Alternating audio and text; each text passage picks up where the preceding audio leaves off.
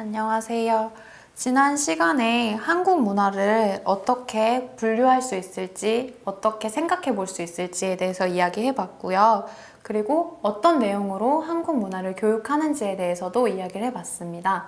언어와 분명히 관련성을 가지고 있어야 한다고 말씀을 드렸죠. 그리고 나서 이번 시간에는 한국 문화를 어떻게 교육할지, 그 교육 방법에 대해서 좀 자세히 알아보고 교사가 어떤 태도를 지녀야 할지에 대해서도 좀 말씀을 드려보고 싶습니다.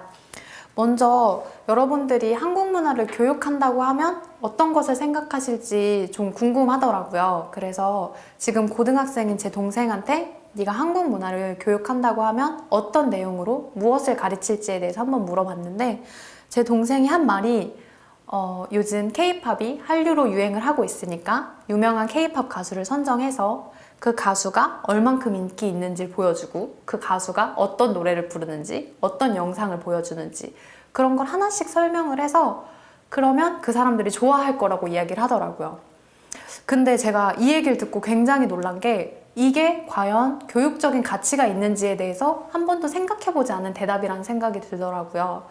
과연 그 가수가 노래하는 걸 보여주고 춤추는 걸 보여준다고 해서 어떤 문화 교육적 가치가 있을지 사실은 그거는 단순한 지식의 전달인 거잖아요. 이런 문화 현상이 있다고 모습을 보여주는 것에 불과하기 때문에 이거는 사실은 어떤 문화 교육이라고 볼 수는 없습니다.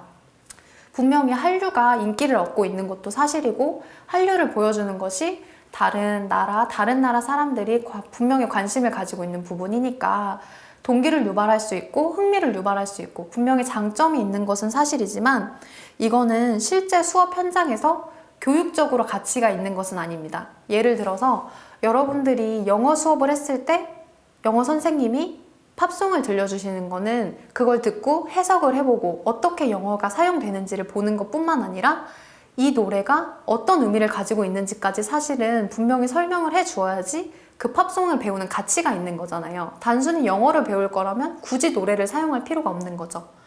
이거를 문화 교육을 위해서 문화 산물인 노래를 사용한다는 건 분명히 그것에 대한 가치가 있고 충분히 그것을 사용하는 의미가 있어야 되는 겁니다.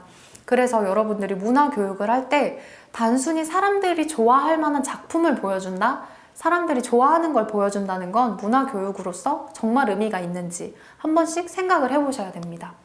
근데 말씀드렸다시피 학생들이 굉장히 좋아하는 것이기 때문에 실제로 대학에 유학을 온 외국인 학생들에게 대중가요를 가르치는 경우가 있습니다. K-팝을 분명히 가르치거든요. 그런데 K-팝 하나만 단순히 가르치는 것은 아닙니다. K-팝 같은 경우는 2010년대 그리고 2016년대 요즘 유행하고 있는 한국의 대중가요라고 볼 수 있는데요.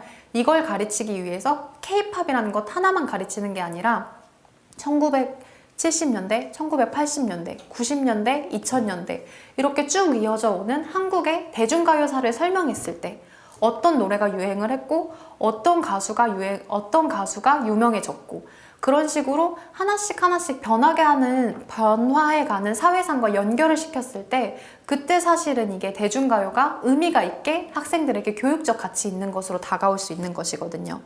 그리고 이것을 또 한 번 의미 있게 생각해 보려고 하면 현재 한국의 학생들이 사실은 아이돌을 많이 꿈꾸고 있거나 혹은 학생들이 학업을 중단하고 아이돌 가수로 활동하고 있거나 이런 식의 일들이 굉장히 많이 일어나잖아요.